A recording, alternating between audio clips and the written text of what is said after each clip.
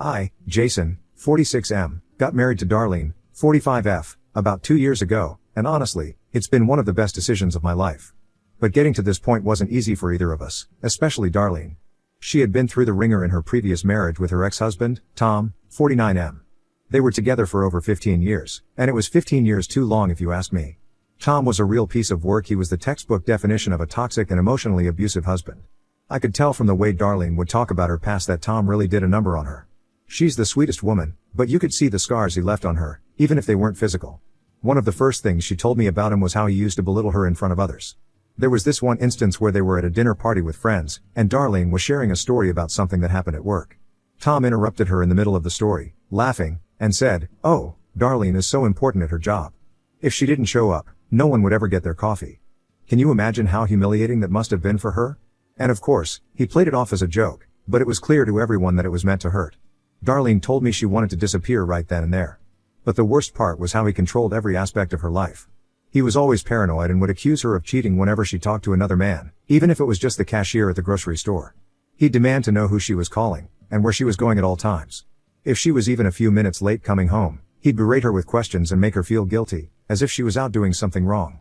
There was this one time when her car broke down on the way home from work, and she called him to let him know she'd be late. Instead of offering help or concern, he accused her of lying. And let me tell you, the gaslighting was next level. Darlene would confront him about his behavior, and he'd twist it around so that she felt like she was the one in the wrong. He'd say things like, "You're too sensitive," or "You're imagining things." There was this one time when she caught him having lunch with another woman, and when she confronted him, he told her she was paranoid and insecure, even though the evidence was right there. He somehow convinced her that she was overreacting, and she ended up apologizing to him. Can you believe that? I think one of the most heartbreaking things she told me was how he'd make her feel worthless whenever she tried to leave. Darlene is a strong woman, and she has tried several times to break free from him. But Tom would tear her down, saying things like, "You'll never find anyone better than me, or no one else will want you after all these years." He had her so convinced that she didn't deserve better that she stayed for over 15 years, believing his lies. I met Darlene when she was still married to Tom. We were both part of this local walking club, and honestly, that's where it all started. We'd see each other regularly on these walks, and over time, we just kind of clicked. She was so easy to talk to, one of those people who make you feel comfortable right away. It wasn't long before our friendship grew into something really meaningful for both of us. We'd chat about everything during those walks, from our favorite movies to more personal stuff like our families and the struggles we'd been through. But, of course, Tom didn't like that one bit.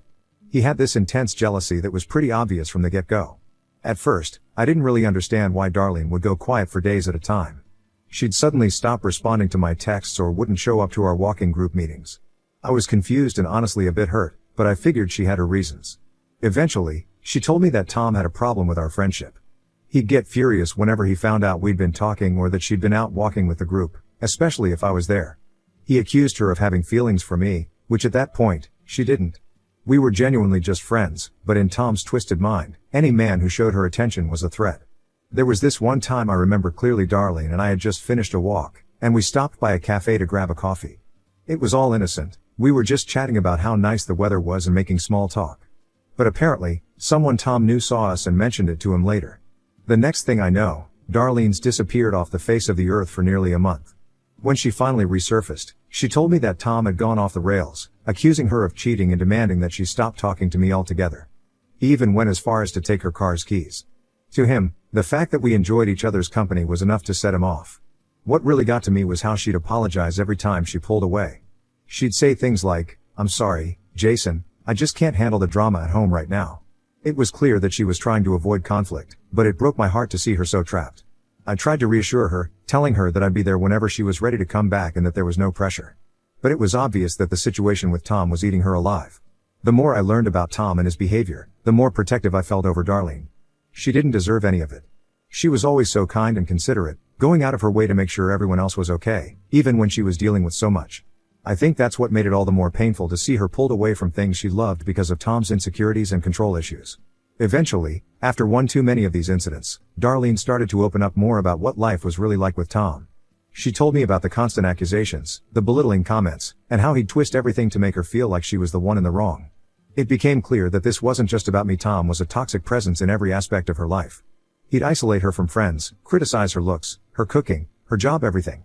He was slowly chipping away at her self-esteem, making her feel like she couldn't do anything right. Leaving Tom was the hardest thing Darlene had ever had to do. After 15 years of putting up with his controlling and abusive behavior, she'd finally reached her breaking point. And somehow, the straw that broke the camel's back was something as simple as oversalting the food. It was just one of those days where nothing seemed to go right.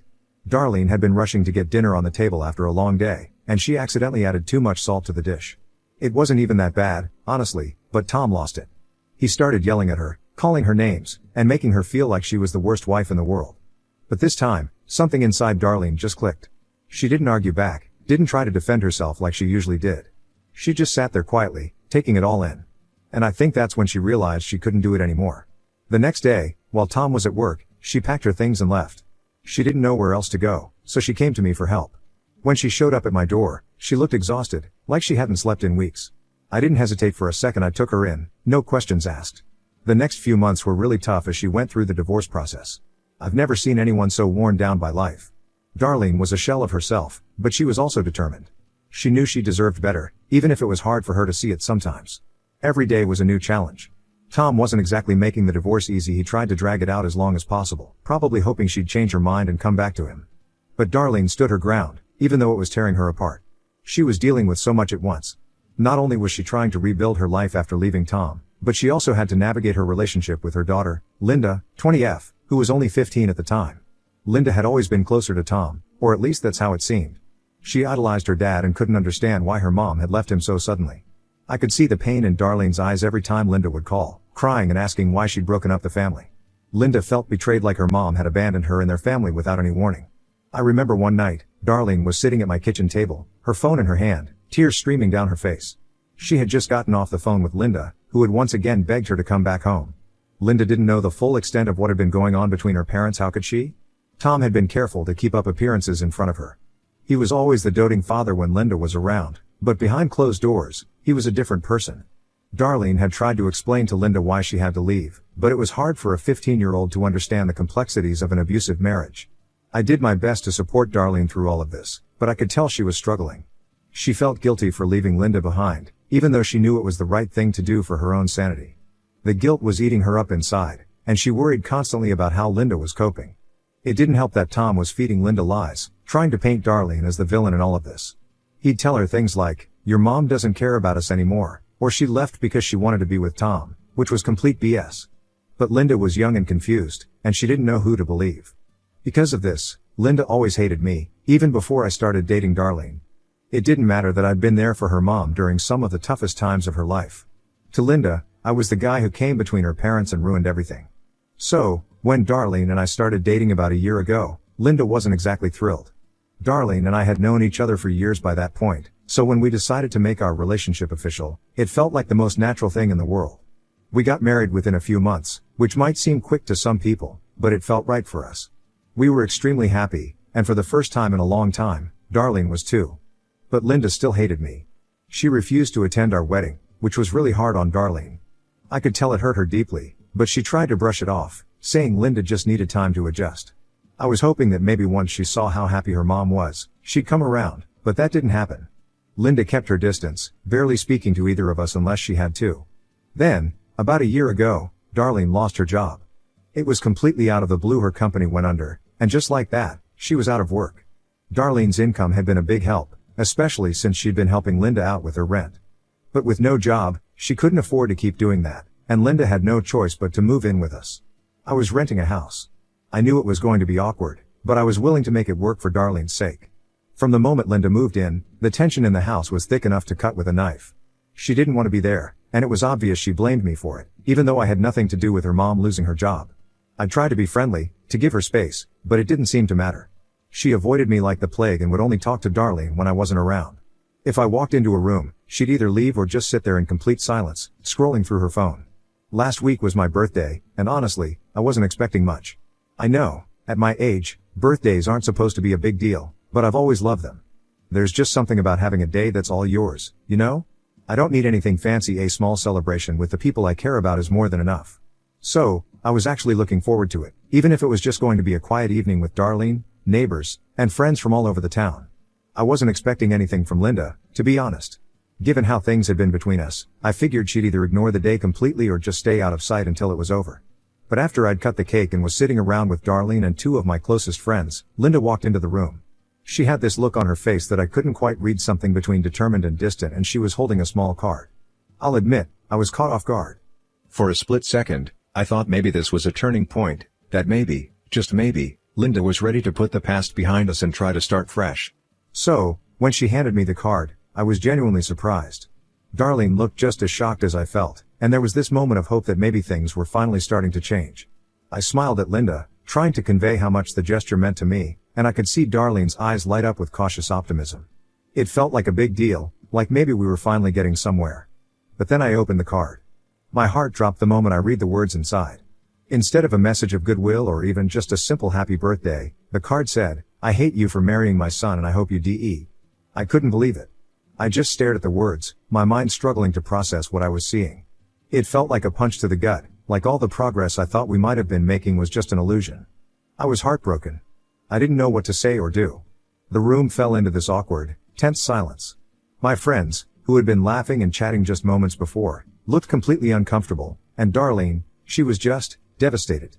I could see the pain in her eyes as she realized how much Linda's words had hurt me. She reached out to take the card from my hands as if hoping that by taking it away, she could somehow erase the damage it had done. I went to my room, shut the door, and didn't come out for the entire evening. I just couldn't face anyone after what had happened. I felt humiliated in front of the people I loved, especially on what was supposed to be a happy day. As I sat there alone, the reality of the situation hit me hard. Linda's words kept playing over and over in my mind, and I realized that I couldn't keep living like this. The constant tension, the disrespect, it was too much. After everyone left, I went to Darlene. I was still shaken, but I knew I had to do something. I told her that I couldn't take this disrespect anymore and that it was time for Linda to move on. I didn't want her living in our home if she couldn't at least try to be civil. It wasn't an easy conversation to have, and I could see the pain in Darlene's eyes as I spoke. But to my surprise, she agreed with me. She knew things couldn't continue the way they were, and as much as it hurt her, she understood where I was coming from. That same evening, we sat Linda down to tell her she had a month to find a new place and move out. She was confused at first, like she didn't understand why we were doing this. But then the reality of it sank in, and she exploded. She yelled at Darlene, accusing her of being a terrible mother, and of choosing me over her own daughter. It was brutal. Linda was in tears, and Darlene looked like she was about to break down herself. But we both knew this was the right decision, no matter how painful it was. But that wasn't the end of it. We live in a small town, and as these things often do, the story about what happened at my birthday spread like wildfire. I don't know who started it, but soon enough, everyone knew about the card Linda gave me and the fallout from it. It was like a ripple effect everywhere Linda went. People seemed to know what had happened. The folks in our town aren't exactly the best at keeping their opinions to themselves, so Linda started getting a lot of side-eye and judgmental looks. It wasn't long before this started to affect her at work. Linda works at a local diner, and tips are a big part of her income.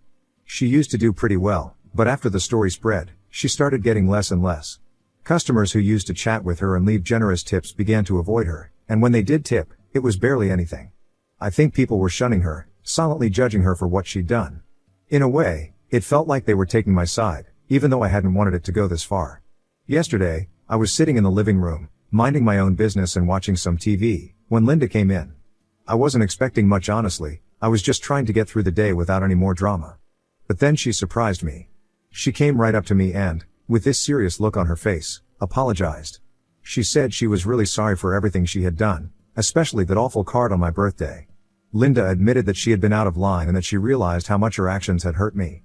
It was like a different person was standing in front of me, not the angry, resentful girl I'd been dealing with for so long. She told me she was scared, that the way things were going, she'd end up alone and broke if she didn't fix things with me. Hearing that from her was like a punch to the gut. For a moment, I just sat there, trying to process what she was saying. Part of me wanted to forgive her right then and there, to just let go of all the hurt and start fresh. But then another part of me remembered everything that had happened, how she'd treated me, how she'd made Darlene and me feel like we were constantly walking on eggshells in our own home. So, I told her that it was too late. I told her that I'd reached the end of my rope and that I couldn't keep going through this cycle of hope and disappointment. I tried to keep my voice steady, but I think she could hear how tired I was, how drained this whole situation had left me. Linda didn't say much after that. She just nodded, looking like she was about to cry, and walked out of the room. After she left, I just sat there, feeling, well, I'm not even sure what I was feeling. Part of me felt relieved, like maybe I'd finally put my foot down and take a stand for myself. But another part of me felt guilty, like maybe I should have been more open to giving her another chance. I mean, she did apologize, and I could tell she was being sincere. But at the same time, how many times have I tried to be the bigger person, only to have it blow up in my face? It's hard because I care about Linda.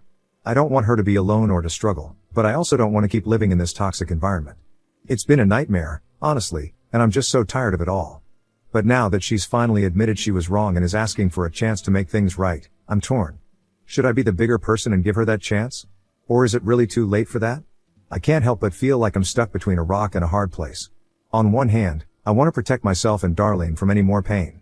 On the other hand, I can't shake this guilt, like maybe I'm being too harsh or giving up on her too quickly. I keep thinking about how much Darlene loves her daughter, and how much she wants things to be okay between all of us. I know that if I completely shut Linda out, it's going to break Darlene's heart even more than it already has been. But I also know that if I keep letting Linda hurt me, I'm only setting myself up for more disappointment. So, Reddit, what do you think? Should I give Linda another chance and try to rebuild some kind of relationship with her?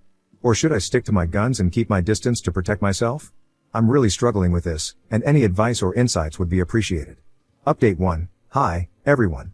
First off, I just want to say thank you for all the comments and suggestions. It really helped me think things through and figure out what was best for everyone involved.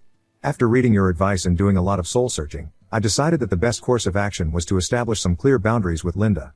It wasn't an easy decision, but I realized that while I care about Linda and want her to be okay, I also have to protect my own peace of mind. So, I sat her down and told her that she would always be a part of the family because she's Darlene's daughter, and that's something that won't change. But I also made it clear that she couldn't stay at our home anymore. The toxic atmosphere was just too much for me to handle, and I knew I couldn't continue living like that.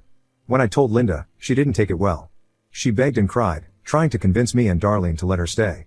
It was heartbreaking to watch, especially seeing Darlene struggle with the decision. As a mother, it was incredibly tough for her to see her daughter in that state, but she stood by me because she knew that this was necessary for all of us.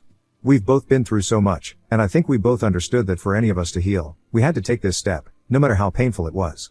Yesterday, Linda finally moved out. From what I know, she's staying at a friend's place for now. I was relieved but also a bit sad when she left. I know this isn't what any of us wanted, but it's where we are right now. I truly hope that she's able to stand on her own 2 feet and start figuring things out for herself. She's still young, and I believe she can turn things around if she really puts her mind to it. One of the hardest parts about this whole situation has been seeing the toll it's taken on Darlene. She's been stuck in the middle, trying to support both me and her daughter, and I know that's been incredibly difficult for her. Now that Linda's moved out, I'm hoping we can start to heal and maybe even strengthen our relationship. We've been through so much together, and I want to make sure that we come out of this stronger and more united. There's still a lot to work through, and I'm sure there will be more bumps in the road. But for now, I feel like we've made the right decision.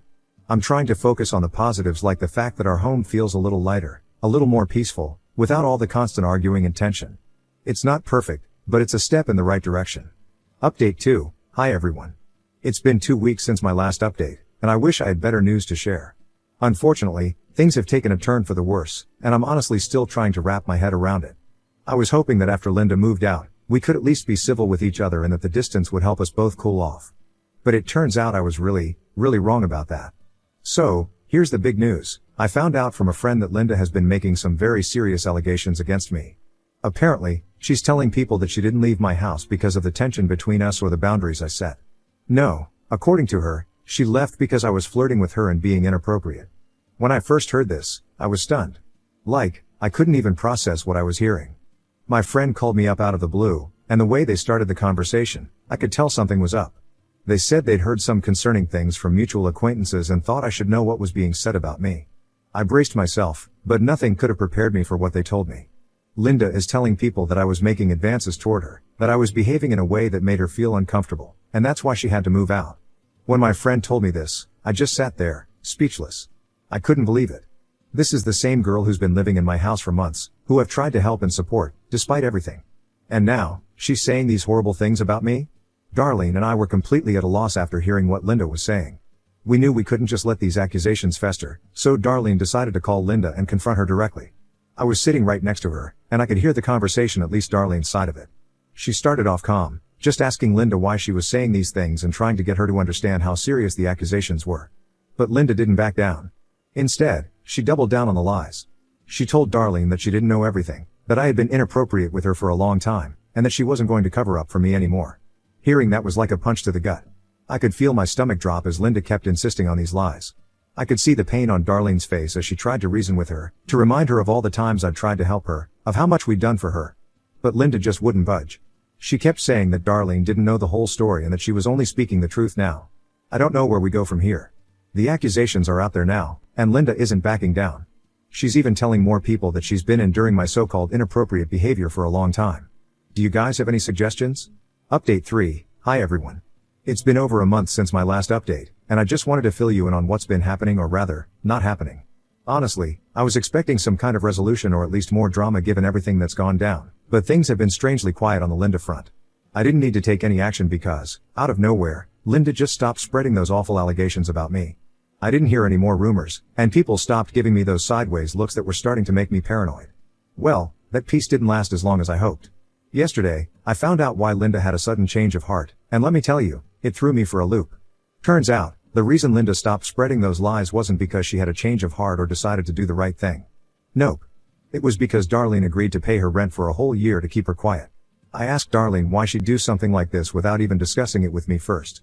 She said she's just tired of the fighting, the accusations, and the toxic environment that's been hanging over us for months.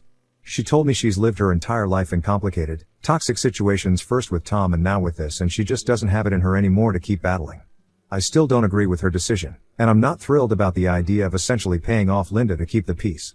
But after thinking about it and talking it out with Darlene, I've decided to let it go. I love Darlene, and I don't want this to drive a wedge between us. I'm going to focus on moving forward with Darlene and trying to rebuild our life together without the constant shadow of Linda's drama hanging over us. Hopefully, this is the last of it. Thanks again, everyone. Your support has meant more than I can say.